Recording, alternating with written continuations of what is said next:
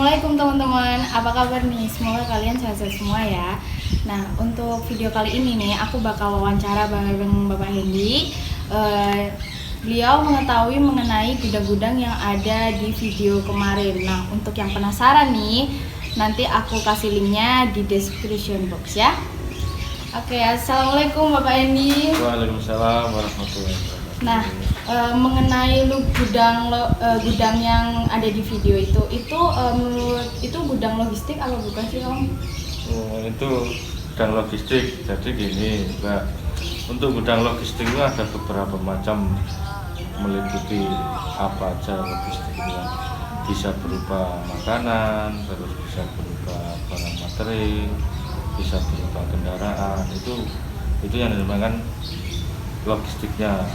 Nah, untuk gudangnya itu ada beberapa macam gudang, dipisah-pisah, yaitu ada gudang kapsatlam, yaitu apa, meliputi apa, itu meliputi tenda. Terus ada gudang perminyakan, ya itu juga logistik juga. Itu perminyakan itu apa, itu jenisnya banyak juga, ada HSD, ada MT88, ada kerosin. Kalau MT88 itu apa? Kalau di umumnya itu premium, ya premium, bisa pertalite ataupun pertamax. Oh, jadi seperti pom bensin gitu ya Om?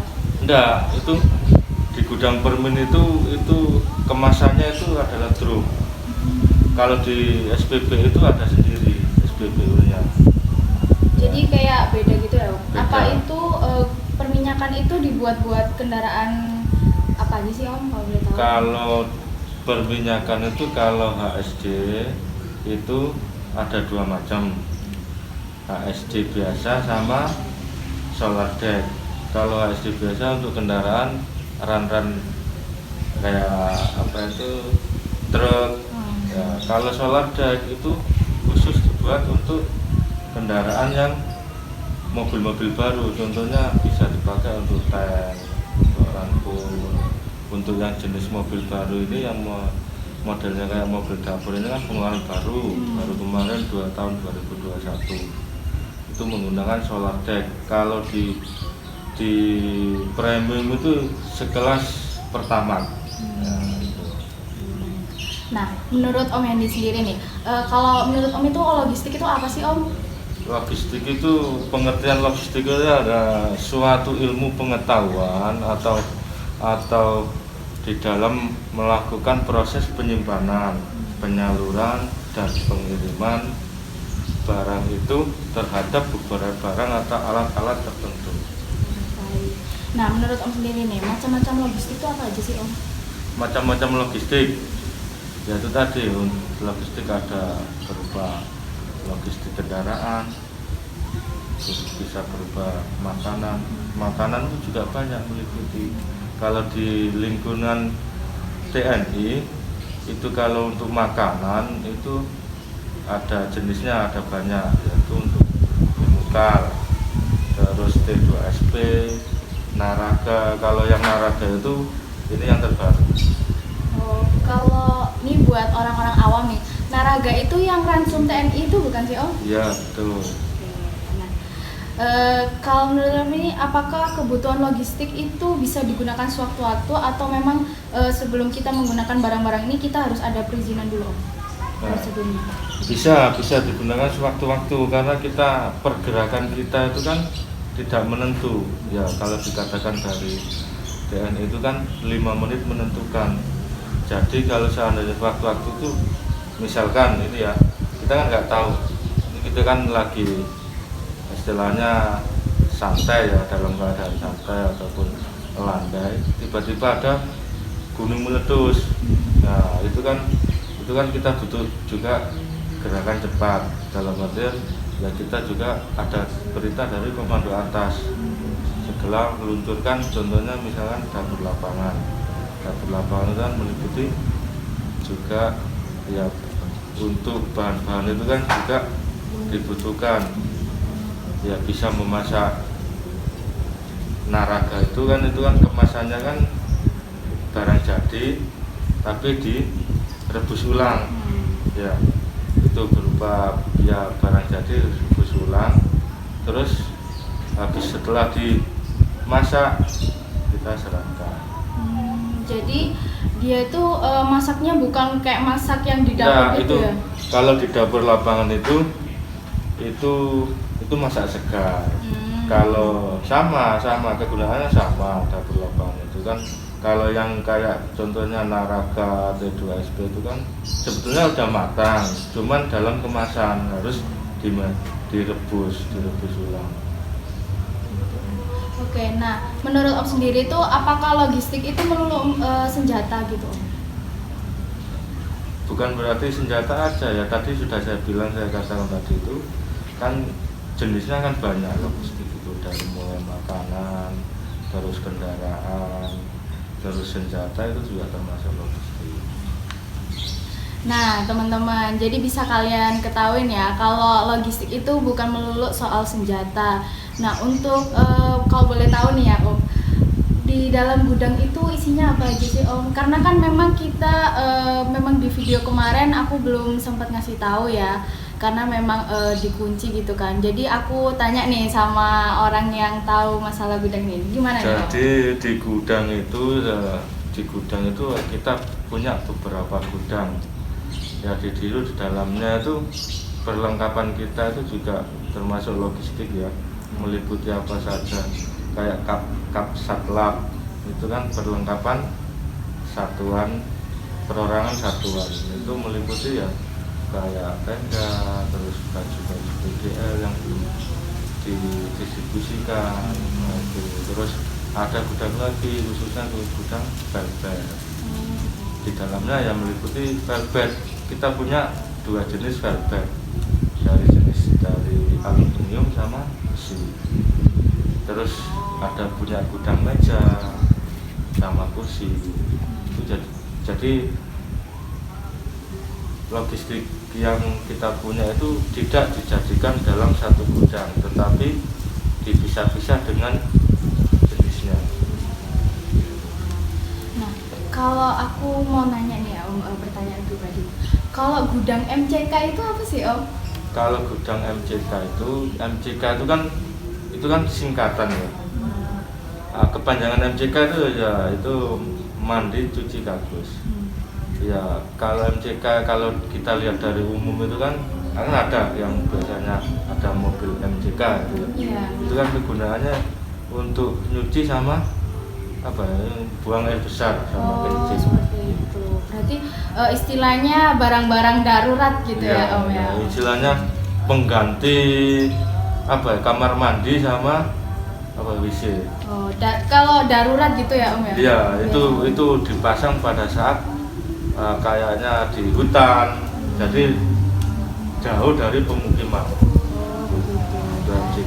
Itu biasanya MCK itu dipasangnya pas latihan perang atau pas gimana tuh? Tidak, kita dipasang pada saat bisa latihan bisa, terus sosial juga bisa. Sosial ya tadi yang saya sebutkan itu ya kayak kita mendukung bencana alam itu, terus banjir kan, banjir alam kan juga meliputi banyak kan, dari mulai banjir, terus gunung merapi meletus, terus longsor, itu bisa dipakai dengan keadaan darurat ya itu saja.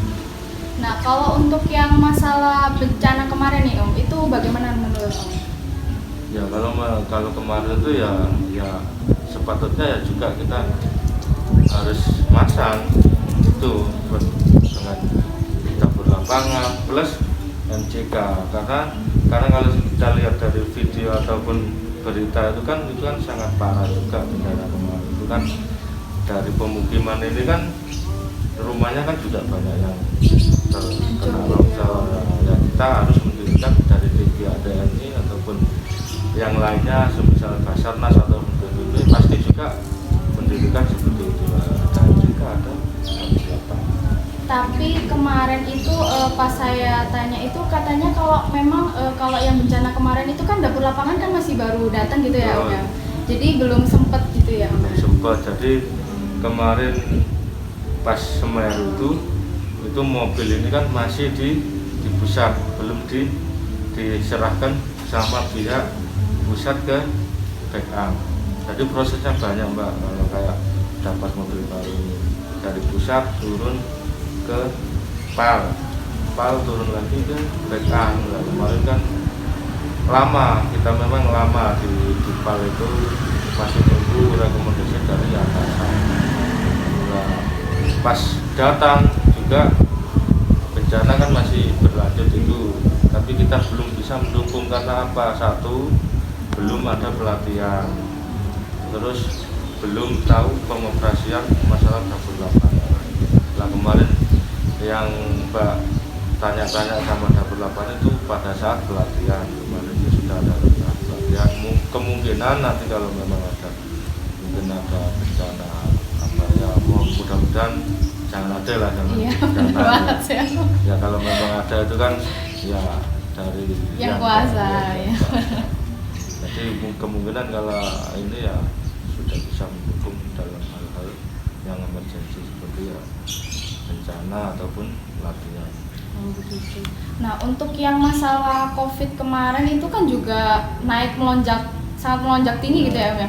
Nah apakah barang-barang logistik ini juga digunakan Om? Sama digunakan, seperti velvet, terus perlengkapan dapur. Sebelum kendaraan datang ini kan kita pakai dapur manual ya, kayak apa itu peralatannya itu kita beda sama yang dapur lapangan. Dari dalam mobil kan itu kan sudah termasuk di dalamnya sudah ada perlengkapannya. Kalau dapur manual itu kita membawa sendiri dan mengeluarkan dari gudang. Nah, pada saat di daerah lokasi ataupun di daerah bencana kita mendirikan tenda. Tenda habis itu kita gelar dapur lapangan itu namanya dapur lapangan manual. Oh berarti dapur lapangan manual yang susun tenda dulu ya, terus habis itu ditata untuk perlengkapan yang untuk masak, untuk meja peracik ataupun tenda peracik ataupun tenda distribusi. Oke. Kalau boleh tahu berapa lama selama di situ Om? Kalau kemarin pengalaman di Madura itu kemarin kita mendukung dalam giat COVID itu dalam kurun waktu 1 bulan. Wah, lumayan banget ya. Itu mendukung sekitar, kita kan mendukung cuman dari pihak TNI itu sekitar 150. Itu yang khusus TNI-nya. Atau yang untuk khusus yang dampak itu sekitar 400 sampai 500. Nah, jadi teman-teman, untuk para TNI ini itu juga bergerak di bidang kemanusiaan seperti COVID ini ya Om ya. Nah, COVID ini itu mereka sangat berperan penting gitu, seperti memasak. Terus apalagi nih Om selain memasak? Kalau selain memasak dari kita ya untuk karya bakti itu kan kalau dibilangnya itu kalau di orang umum itu kan kerja bakti itu yang membantu pembersihan lingkungan di wilayah masing-masing. Jadi membantu untuk melayani dan mengayomi masyarakat ya, gitu ya. Betul. Oke, nah untuk teman-teman yang nggak tahu, kan ini kan mungkin pendengar ini kan teman-teman semua orang-orang awam nih, masalah mungkin ada beberapa kata-kata yang mungkin tidak kalian ketahui ya. Kalau verbet itu kan apa? Nah itu verbet itu kalau yang dibilang orang umum itu tempat tidur pengganti. Ya, kasur lipat gitu ya, Am, bisa dibilang. Ya dibilang kasur bisa, dibilang apa itu? Ya tempat tidur itu. Nah, jadi gitu nih teman-teman. Nah, jadi untuk kalian nih yang penasaran, jadi nggak cuman masalah senjata aja nih ya logistik itu. Jadi di pandemi saat ini TNI juga sangat berperan penting begitu. Nah, baik Bapak Hendy, terima kasih untuk wawancaranya. Nah teman-teman, sekian untuk podcast kali ini. Aku minta maaf jika ada salah-salah kata. Aku tutup teman-teman ya. Assalamualaikum warahmatullahi wabarakatuh. Bye bye teman-teman.